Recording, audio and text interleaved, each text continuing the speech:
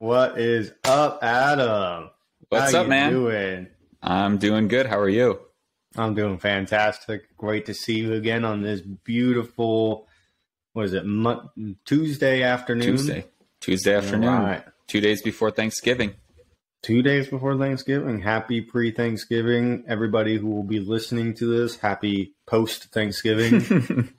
That's when this will be posted. Yeah, this will be out in about 2 weeks after Thanksgiving. So it'll be a little, but we're not going to touch on Turkey Day too much. But I want to give us a shout out because at the beginning we weren't talking over each other. We're starting, we're getting better. We're starting to get our lives together a little bit, so that's good. Today's podcast, we're going to be talking about beverages for the changing season, fall winter edition. So we're going to be kind of talking about, a bunch of different hot and some cold cocktails that'll keep you warm as the weather starts to turn cold. I know it's already I'm down in Georgia and the last couple of days has been in the 30s and 40s. So people are freaking out down here.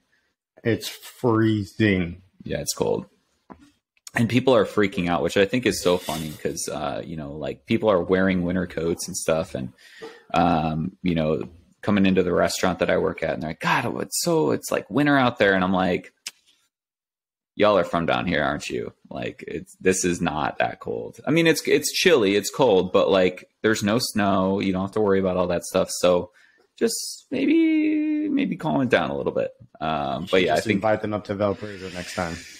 Yeah.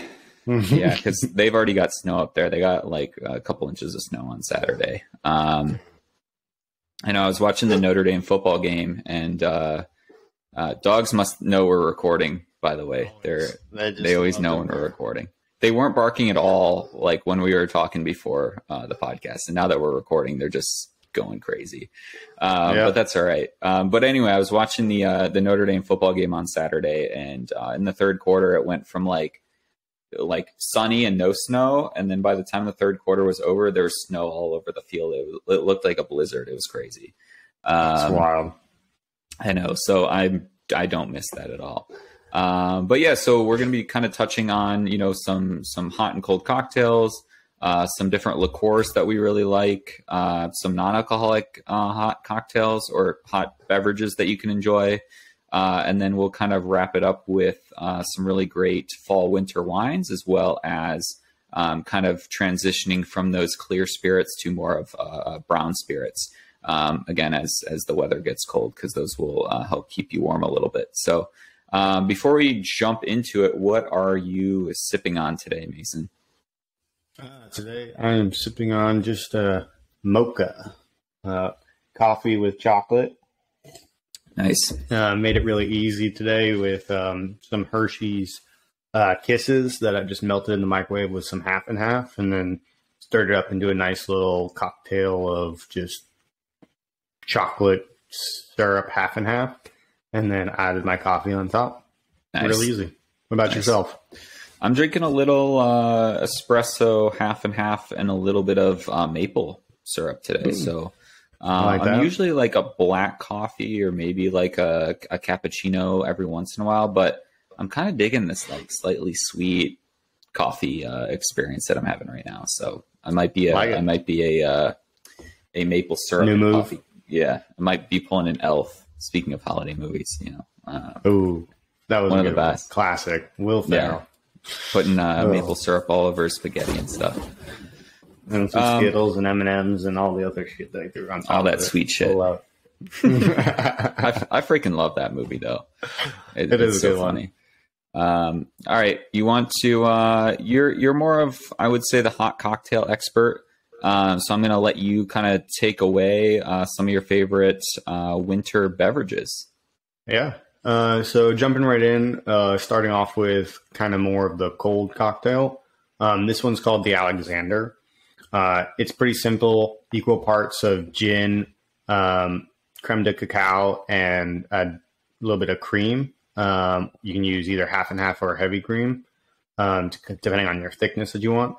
Basically, the idea of that is just to be a nice sipper. This can be a heated cocktail. It is preferred to be served cold, but if you're looking for something during the holiday season where it's just chocolatey and herbaceous, this is your go-to cocktail. I would say I have these maybe once a year, not one of my tops, but one of my easy go-tos that's easy to drink. And then if you like eggnog, which I do, but it is a time-consuming, process to make a classic eggnog. My go-to is a flip cocktail, and basically that's a whole egg mixed with demerara sugar, 1/2 ounce, and then your choice of spirit, 2 ounce pour. My preferred is always whiskey for this, and you just shake it hard, dry shake it, and then shake it over ice, and then double strain it. And this basically creates almost like an eggnoggy style of cocktail that is really easy for like a single serve rather than having to make a huge batch.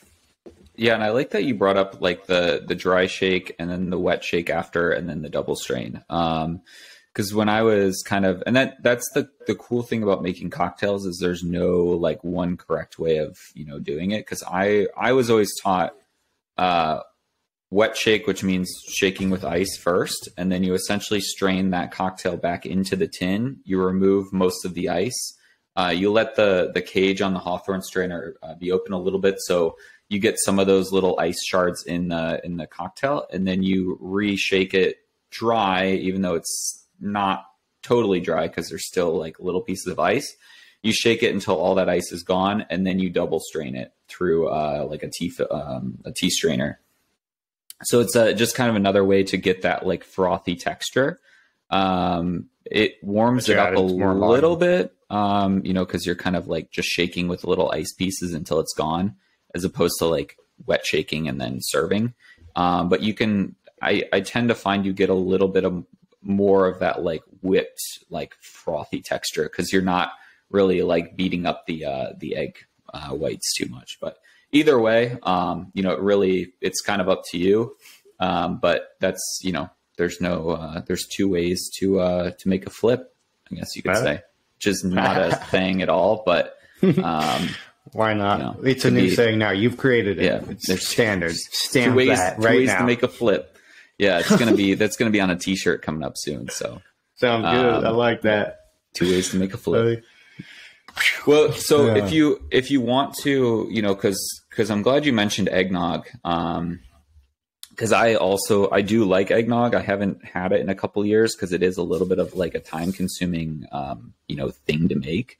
And it's a lot of ingredients. So I want to hear, like, I know you have a really great eggnog recipe. So run us through that recipe and kind of how how it's made and Totally. Yeah. So hold on one sec. Gotta get that coffee going. Eggnog recipes are a lot of fun. They are time consuming, but when you make eggnog yourself versus buying it out of the store, it tastes completely different. And it's just super, super delicious, I think, when you personally make it, because it's just a lot more rich and creamy. And eggnog can be made alcoholic or non-alcoholic. Preference for me is alcoholic, but, if you just remove the spirit components for making eggnog, you basically have made yourself a non-alcoholic eggnog. So going right into my eggnog recipe, and it's not mine directly, it's stolen, which is the best way to do recipes, honestly, is steal and rebrand. Two separate locations kind of combined in my own fashion to make my eggnog style. So one of the recipes supposedly comes from George Washington, the original, the very beginning, the help of the creator of this country, the United States. His recipe plus our recipe that we used at Gramercy Tavern, the restaurant I worked at in New York City. I kind of just played with the recipes, combined what I thought was best, and made this a few different times till I really liked this recipe. But this recipe, again, is a big batch cocktail that I'm about to explain, not small one. So if you want to make it all in half. And then I think Adam will post this as well, so y'all can really easily find this recipe.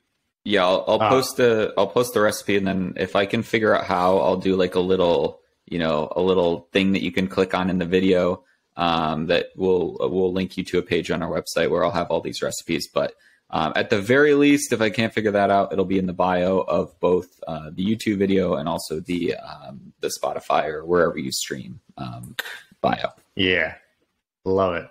So my recipe: 1 quart heavy cream, 1 quart whole milk, half a cup of sugar, 12 medium eggs, or 8 extra large eggs, or 10 large eggs, 2 cups of brandy, 1 cup of rye whiskey, 1 cup of dark rum, half a cup of sherry, preferred to be sweet or that kind of style. Zippy is one of my favorite styles as well, like lightningy, sweet, and like has like a lot of acidity still in it.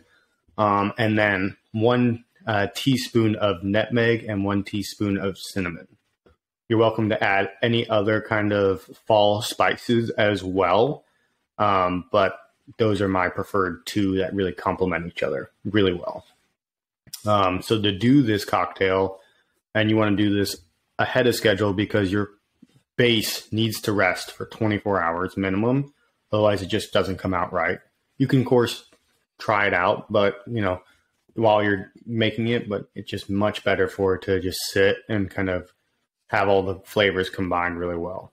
But take the egg yolks and the egg whites and separate them from each other.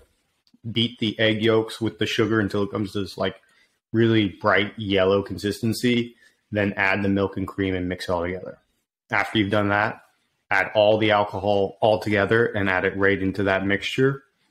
Then beat the egg whites until they're really hard, stiff peaks. And that's just like, look, YouTube that real quick if you don't know what stiff peaks mean. But just literally till like you pull up the whisk and the egg yolks, the egg whites just don't move. They just stay in place. Then combine all that together in your full pot mixture, and this is a lot. This is a big container. This is a serving, this is for your whole family, whatever you kind of want to do, kind of style, or yourself for one long week. Anyways, hey, no judgment. No judgment. I love it. Anyways, and then after you've mixed it all together, wrap it up, put it in the fridge, cover it, let it sit 24 hours, 1 week, whatever that you need, and then you can start serving. Throughout the whole time, recommendation, taste it continuously, 1 week at a time, the whole time. You enjoy it, and it comes really good. Nice. Yeah, that sounds delicious. It sounds like I need to make up a batch. I'm going to have to, I don't know who I'm going to share it with. It might just be me because no one else in my family really drinks, or at least, my family that I live with now. Or maybe I'll just make like a half batch or like a quarter batch. So it's not as aggressive. Yeah, but it sounds delicious. I'm definitely going to try it. And, maybe when you make it this year or when I make it, we'll do like a little video on it on our page. So you can kind of see what it looks like. We'll do a little taste test right when it's fresh. And then we'll do a little taste test after 24 hours after it's set up.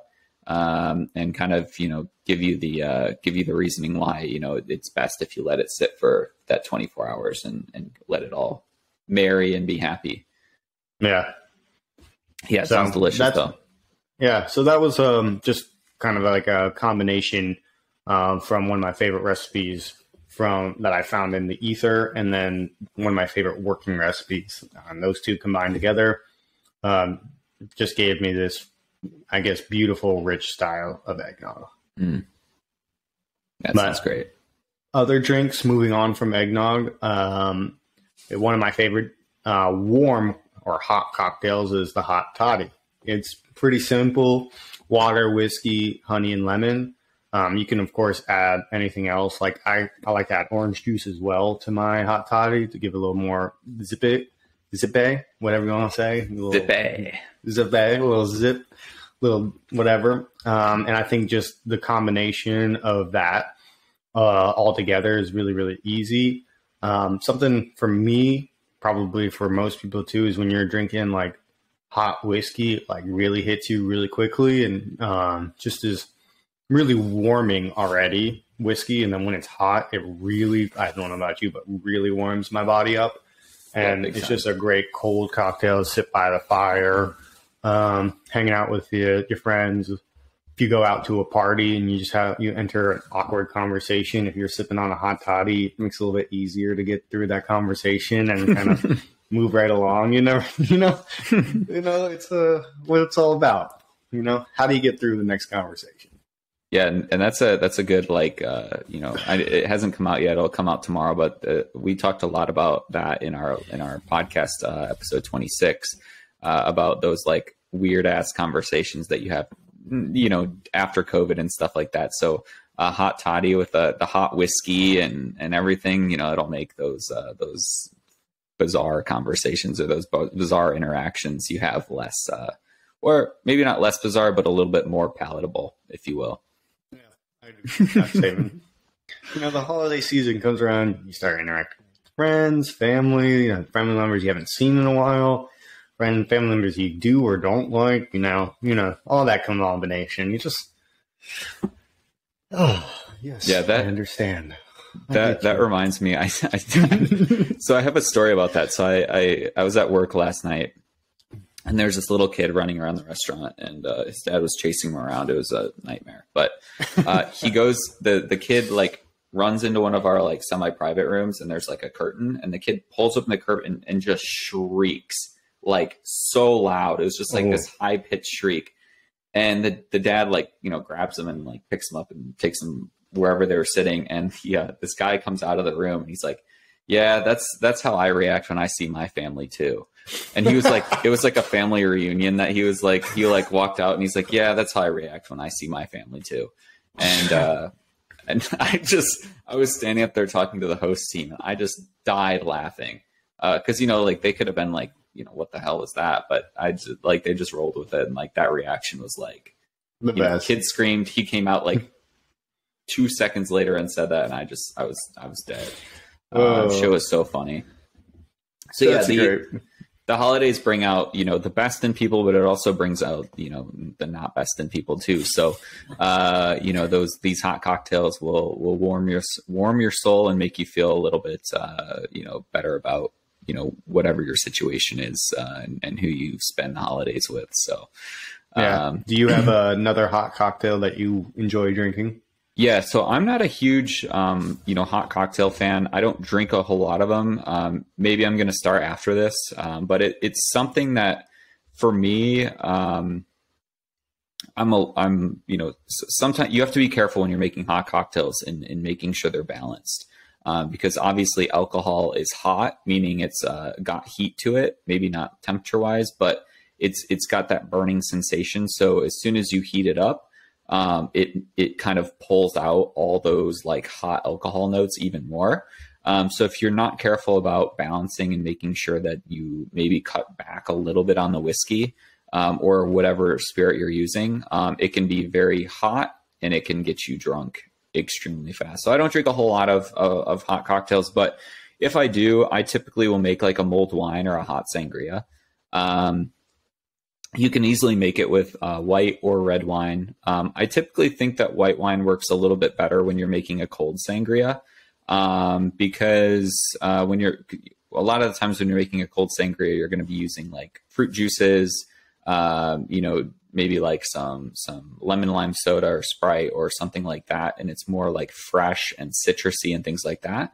When you're making hot sangria, I think red wine typically works a little bit better because it stands up to some of the spices that you're going to put in the hot sangria. So typically I'll look for like a little bit fuller bodied, but a little lighter in alcohol wine. So maybe something that's like 12.5, 13%, but has like a nice amount of like tannins and body to it.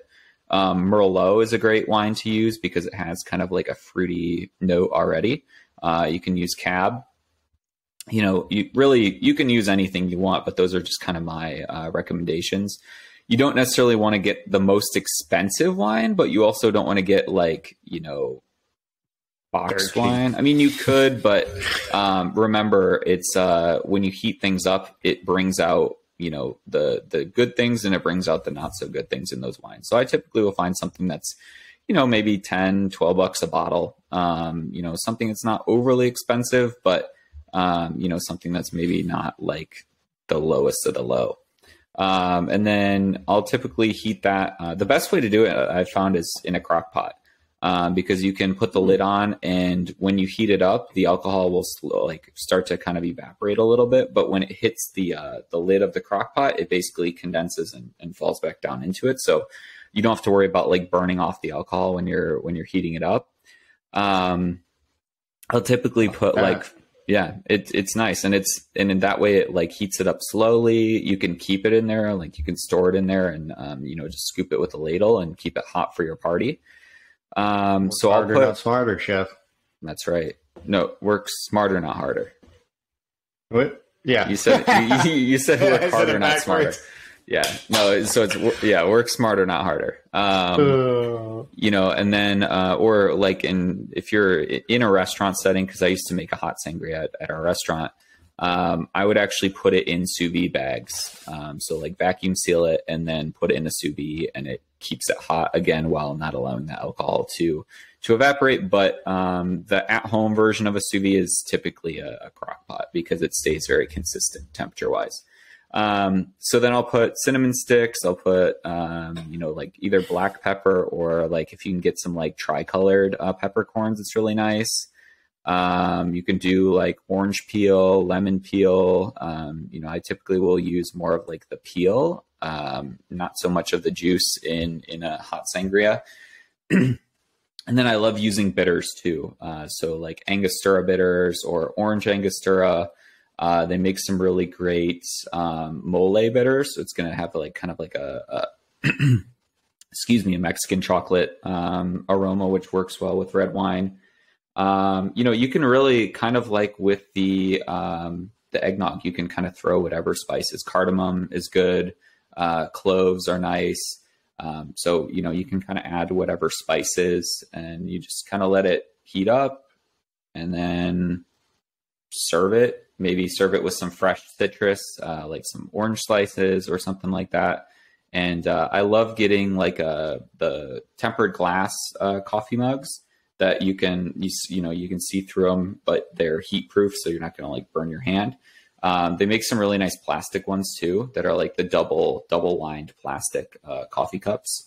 That way you can see the beautiful sangria that you've made, but it doesn't, you know, burn you, or you put in like a water glass or something and it gets really hot. So, you know, if I drink hot cocktails, typically it's going to be a mulled wine or a hot sangria. And that's kind of my recipe. Maybe it'll be down here, maybe it'll be up above, but there will be a link to kind of see these recipes and things like that. So, so that's kind of where we're at in the warming cocktails, whether it's cold or hot. But let's move on to some liqueurs that are really nice during the winter or the fall season. Yeah. So one of my favorite categories, liqueurs. Something about having a little sweetness with your alcohol is always just nice. It's something that can make a splash in any kind of party, or just make something a little bit different, or make any drink you're enjoying more enjoyable, I guess. So some of the top brands that we've talked about before, or one that we've talked about before, is Tia Maria, you know, coffee liqueur. We had it back in college, and I think it was a staple of our trunk, which was always delicious. Easy in the to-go cup for the coffee in the morning. Yeah, and just enjoyed it a little bit more.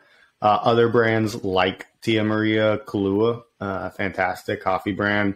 And then there's a category or a brand maker called the Leopold Bros. They make just like a standard, easy drinking liqueurs. Like, I'm pretty sure they make one in every single category: coffee, Amaro, apple, non-cherry. I can't even think of all the ones that they probably make. But they do a really great job for just a cheaper style, easy to add to anything kind of liqueurs. I don't know, other liqueurs that are probably top favorites, Amaretto, Bailey's, Rum Chata, Frangelico, Sambuca. With those, Bailey's, being cream, another really easy add to any coffee drink. Irish good morning, coffee. Irish coffee, a good evening. Rum Chata, I think, is my favorite Christmas specific liqueur. Just like that into your coffee in the morning. It's just like, oh my gosh. And it also makes, because I drink coffee like all day long. I'm like an espresso and coffee junkie. So those liqueurs like Bailey's, Rum Chata. There's also a really good one made by Flor de Caña. I think it's called Espresso liqueur, and it's like an espresso liqueur, and that one's really nice too. But I think those kind of make that afternoon coffee a little bit more fun. Maybe it's that little bit of sweetness or the little bit of kick that you get from the alcohol in those things. But especially around the holidays when you're not working, you're with family, maybe you think it's a little bit too early to crack open a beer or to have a glass of wine. So you're like, I'm going to have one more coffee, and then you take it, to the side and you pour a little, some Bailey's or some Rum Chata in there just to make that coffee. And honestly, nobody knows. Yeah, nobody knows. Or, for some families, like when I'm home, especially on Christmas morning, my mom's like, "You want some Rum Chata in your coffee?" And I'm like, "Hell yeah!" It's 9 o'clock. We just open gifts, all that stuff, and starting the day off right. So I love those. I will say I'm not like a huge Sambuca fan. I know you brought it up, and it would be wrong to not bring it up. But for those who don't know, Sambuca is an anise and licorice liqueur. And it's very strong, very strong. So if you don't like black licorice, you probably won't like Sambuca. And typically you serve it with, typically it's served with 3 coffee beans or 3 espresso beans, like floated in the top. 3 is like a good luck number. I'm not really sure the origins of the 3 coffee beans, but it's like how you have to serve it that way. But it's very strong. I'm not a big fan of Sambuca either. It's too strong sometimes, but I do enjoy drinking it when it's chilled properly and just sipping on that. Yeah, it's definitely like a once a year for me thing. And it's really like I'll try a sip and I'll be like, "Ooh, no, I don't like that," because I'm not a huge black licorice fan. I'll sip again. Do I not really like that? Yeah, and I love Amaros, so it's not like that thing that worries me. Like I love Amaros, it's just black licorice I don't like. So like my go-tos if I'm going to drink Amaros, definitely Fernet Branca. Classic. Love Fernet.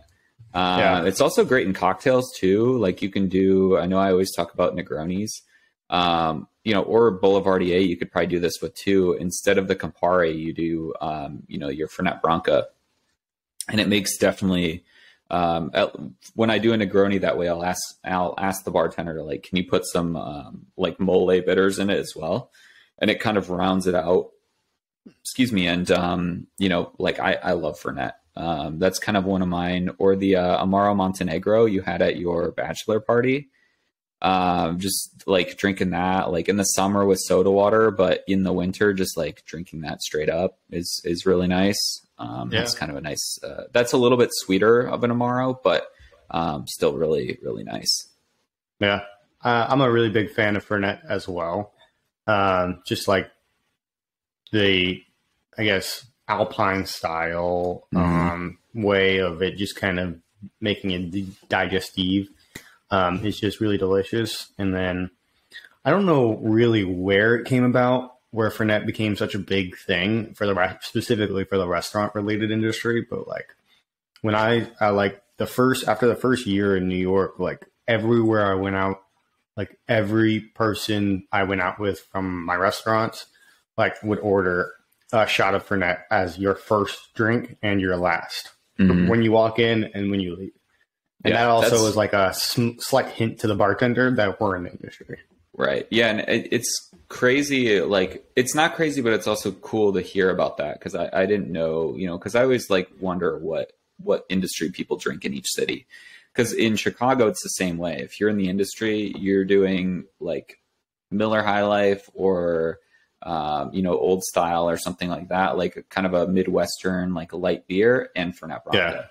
Or Malort, which is nasty, but, you know, so it's cool to hear like New York is, you know, still on that Fernet train. I'm sure there's different beers that you'll drink instead, but, you know, I love Fernet, and it takes me back to, you know, those work until 3 or 4 in the morning and going to a bar and closing it down with Fernet and Miller High Life. So, yeah, it's good. You know, again, not for everyone, because it's very like eucalyptus and mint forward. I will say I don't really like the Fernet Branca, the menthol one, Mentha, I think it's called. It's a little bit too minty for me. It has like a toothpaste kind of characteristic to it, which is maybe a little bit too much for me. I don't think I've had that one yet. It's aggressive. Heard that. It's like Fernet Branca on like mint steroids. All right. Yeah, it's too minty for me. Yeah, give it a shot. You might like it, but you know, it's definitely aggressive tasting. So for me, it's not. Is there any other liqueurs or cordials that you want to give a shout out to? The only other one that I absolutely adore is called Pomo, and it's just an apple liqueur. That I can drink anytime and anywhere all the time. It's just, if you don't know Pomo, it's just literally just like, I think it's described as sweet wine. I think that's how it has to be labeled here in America, because it's made in the same style as winemaking, but is a liqueur because I think it's 25%. Of course, that could range.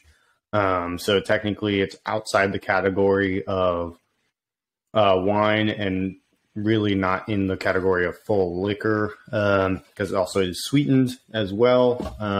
So it's almost like a cordial. Yeah, it's definitely a cordial, and so it fits into this category. I always drink it straight up or on a rock, and just that's my favorite way to do it. It's a great mixer as well, but most of the time, if you have Pomo, it's meant to be drank by itself. Pomo is like designed for itself. You kind of just pop the bottle in the freezer or in the fridge so that it's served chilled.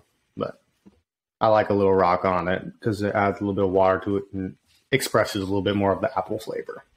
Yeah, and I want to kind of like, while we're on the apple train, let's talk about cider. Ooh, I like that. Yes, because, you know, that transition, man. And then I just ruined it with saying about, you know, how good the transition was. But whatever, it doesn't matter. We're having a good time.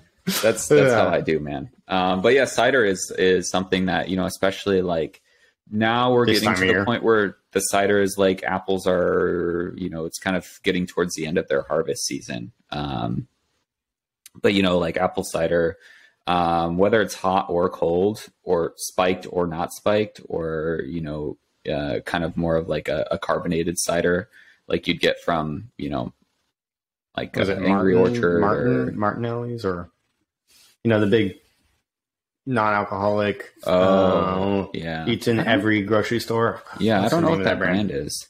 It's not coming. It's okay. But yeah, I mean, like apple cider is just so good. It's also great in cocktails too. But you know, like it was funny because you know, we were talking about cider before, and I didn't, like, maybe I'm just an idiot, but like I didn't realize that like apple cider and apple juice, like the really like the main difference is cider is unpasteurized and unfiltered, whereas apple juice is pasteurized and pasteurized and filtered, and typically like made in a sweeter style than cider, which is kind of it was a fun little thing to learn. But yeah, like I love cider. You know, it's really great warm or cold, like I said. And if you're going to spike it, I like spiking it with a little bit of rum. I think rum is very nice in some spiked cider. And then it can be made like, I also love pear cider too. It's a little bit harder to find. That's more of like you kind of have to go to like an orchard that grows pears in order to find pear cider. But if you can ever find it, like it's nice. It's got a little bit more, like, to me, it's got a little bit more flavor than apple cider, but it's very good too. I like that. I haven't had too many pear ciders. I'm pretty sure the technical term for a pear cider, when it is bottled alcoholic wise, is called perry. Perry. Yeah, which is a very fun fact. And I don't know where that came from, but just kind of back of the mind, beverage class came forward. Perry was one of the name of the pear ciders, which is fun. But I'm a big cider apple drinker, whatever you're kind of feeling. And I didn't really realize that fact either, that unfiltered beforehand. For some reason, I don't know why my mind was going to, spices and things like that. Yeah, that's where my mind went too. I don't know why, but, I'm glad, have that really good differentiation. And just, I don't know, I can drink cider anytime, hot, cold, is delicious.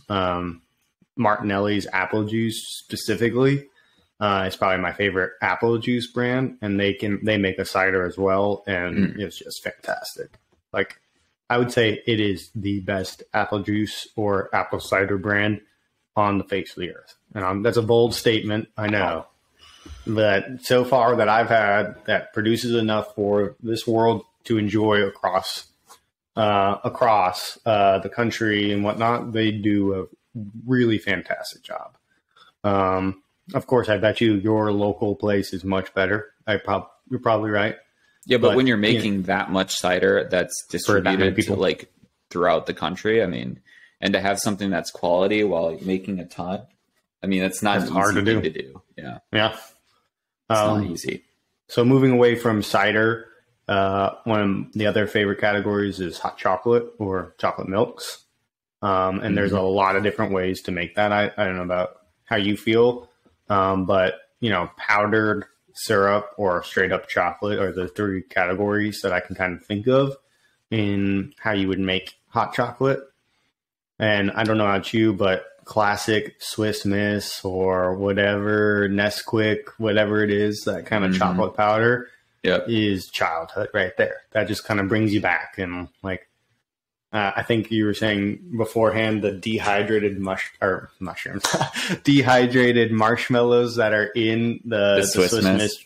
Yeah, it's just like, boom. Swiss Miss doesn't miss. It's very nostalgic because it's like, I feel like all you had to do is like microwave milk and dump the Swiss Miss into it and like stir it up. And those little dehydrated marshmallows would like float to the top and hydrate and then melt and have like that like kind of white like layer on the top. And it's just like, it's so nostalgic. I mean, you could make it with water, but that's just nasty. You got to make it with like some sort of milk. But like that's obviously like the easiest and the most like efficient way of making hot chocolate. Maybe it's not the best, because I've had some really great like, it's just not very rich. It's kind of one dimensional as far as, what you get from Swiss Miss, and not that that's a bad thing. It's just, that's how it is. That is. Yeah. I think like the chocolate syrup aspect is going to be like the next easiest. Agreed. Because again, you're really just like heating up milk and adding some like Ghirardelli chocolate syrup or Hershey's, or, there's so many different. That's my local brand here. There's so many different ones. Yeah, and it's, you're basically just heating up that milk, maybe adding a little bit of heavy cream to give it like a little bit more viscosity, and then just like drizzling in the chocolate syrup, stirring it up, and there's your hot chocolate.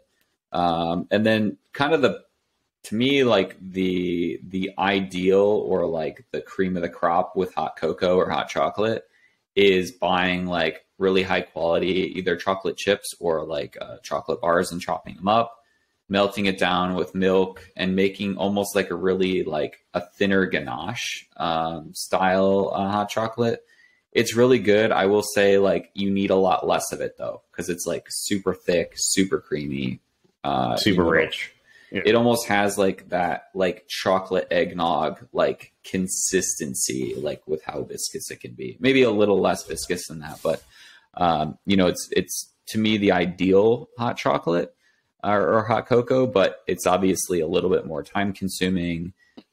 You definitely will need like a recipe for it because you have to have the ratio of like chocolate to milk and cream, right? A little bit of this, a little bit of that. A little sprinkle. A little more chocolate. But yeah, what would you say your go-to style is? Definitely that way. Melting your own chocolate, adding your milk or heavy cream or half and half or whatever you can decide as your milk. You could even use alternative. Like I'm big into oat milk recently, which has been fantastic just to mix with chocolate. But you just kind of heat up the chocolate. Recommendation, double boiler style when you're heating up or melting chocolate so you don't burn it. I think is the best way to do it. And then adding in the milk there, and then just kind of literally just whisking in the milk until it becomes like Adam was saying, a ganache consistency, maybe a little thinner than that, just so you can actually like sip on it and doesn't get stuck in your straw. Yeah, but if you have a straw, but yeah, I think that is probably the best way. Hershey's chocolate is classic. I think is quite sweet.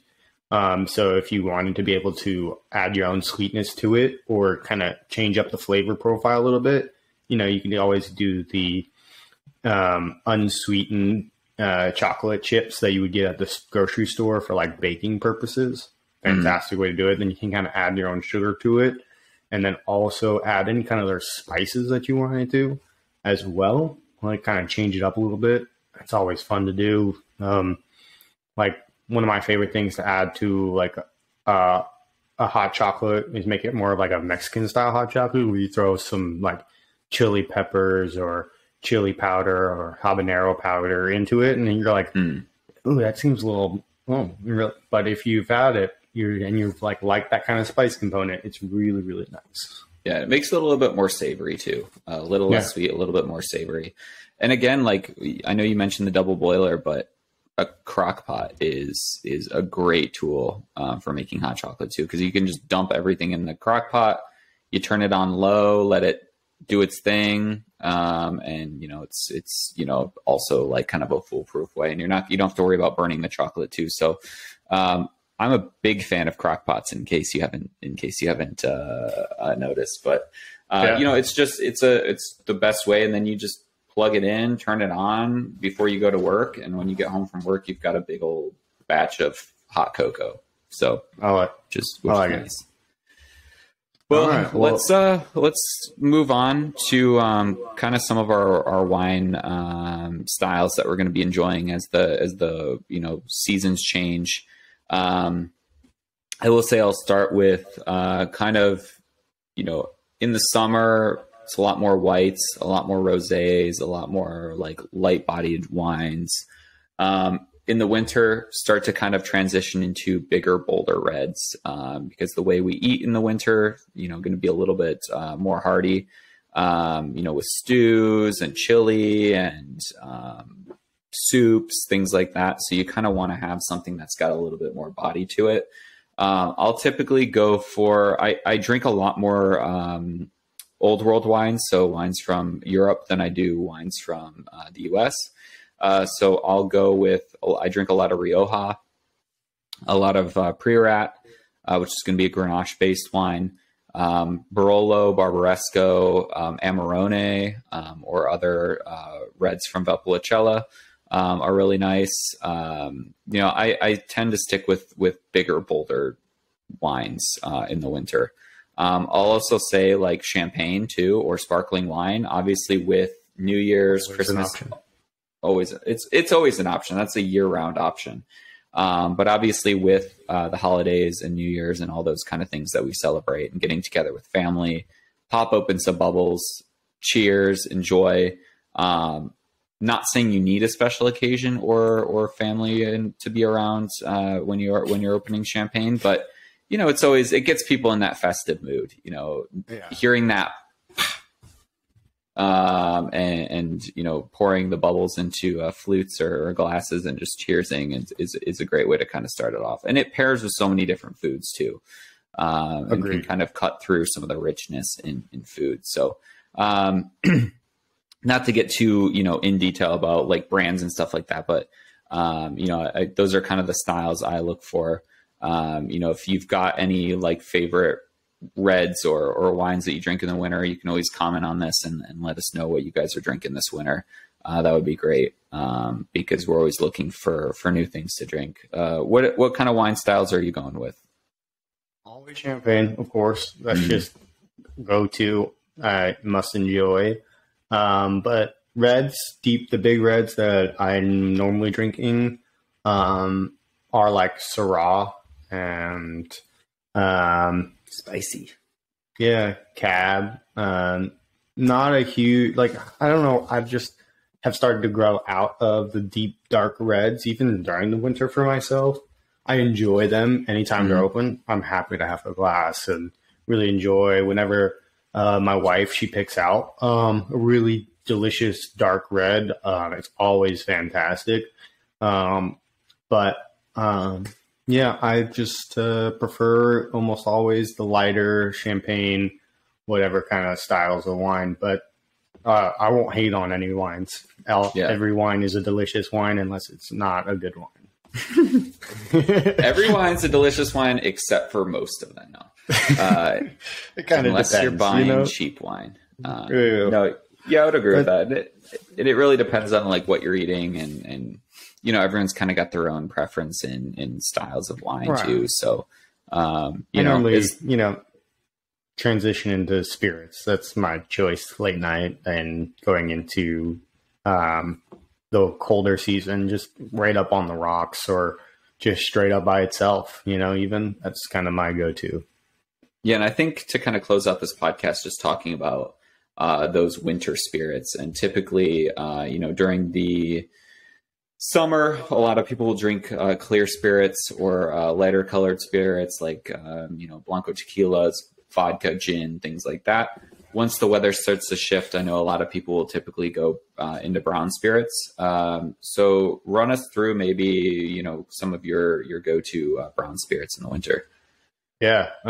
Bourbon, whiskey, both American style and Scotch style are two different styles or completely different styles. Canadian whiskey, another, again, style of whiskey, but all have small differentiations between them that make them completely different when you really start diving into it.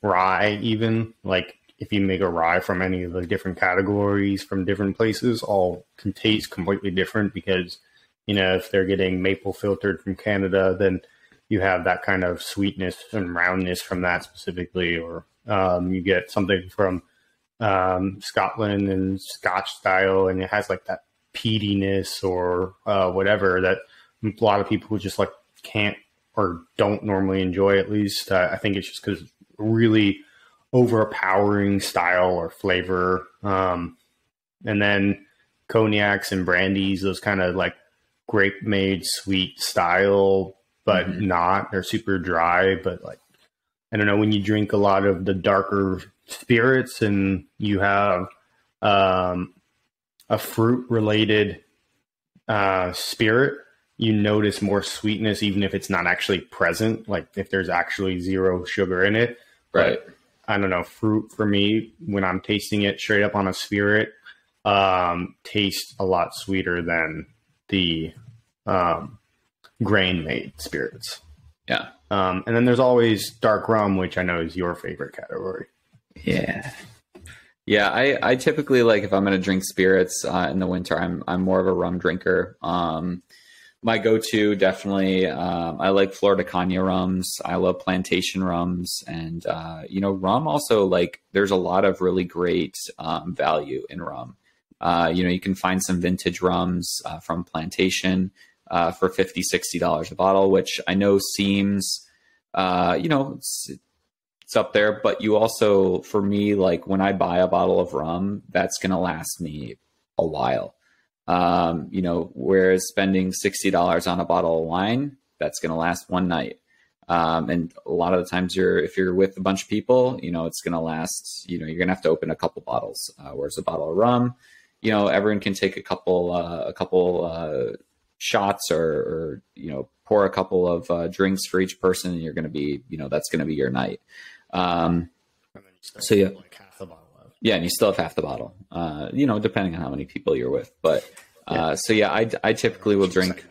Yeah, I'll typically drink more rum than anything in the winter, and just serving it neat or over a big cube to me is the perfect way to serve it. So I love it. Yeah, well, should we wrap this episode 27 up? Yeah, the changing season cocktails, winter and fall edition. Yeah, this has been a great cocktail talk. What a great beverage podcast we have here, my brother. Yeah, I'm excited for it. I would probably say like the best beverage podcast in the world. Ooh, putting it up there. All right. Yeah, that's right. We're gonna push everybody out of the way now. Yeah, it's the best undiscovered beverage podcast in the world. How about that? I like that. We're shooting the shit, having a great time. Yeah, shooting the shit, having a great time, talking beverages, both alcoholic and non-alcoholic. And I hope that everyone finds this useful in some way. Maybe you're looking for an eggnog cocktail or an eggnog recipe. Now you've got one. And it's made by George Washington and Gramercy Tavern and Mason. Somewhere in between. Like a three-way eggnog child. It's fucking so weird. But it's fantastic, though. It's rich and it's boozy, everybody. Yeah. Or, maybe you're just looking for like some recommendations or some cool new cocktails or beverages to try, with the weather changing. So, I mean, I don't have anything else for now. I'll make sure to add some of these recipes to the bio. I'll do like a little page on the website. So check that out. I'll try to hyperlink it in the video. I don't know if I'm tech savvy enough to do that, but we'll see. But until next time, I hope you all had a great Thanksgiving. I hope you all have a great... Reach out to us directly, shoot us a message. We're happy to respond, show some other recommendations we have if you found something that you need more detail on. Yeah, for sure. DM and slide into our DMs. But not in that way, just with beverage recommendations. This has been episode 27, Beverages for the Changing Seasons, Fall Winter Edition. Make sure, listen to the podcast, watch our podcast, recommend our podcast, to a friend or family, listen to it, at Thanksgiving dinner as the background music. I mean, it just doesn't get any better than that. Until next time, I'm Adam Shoemaker. Mason Aronson here. And we're signing off. We'll see y'all soon. Cheers.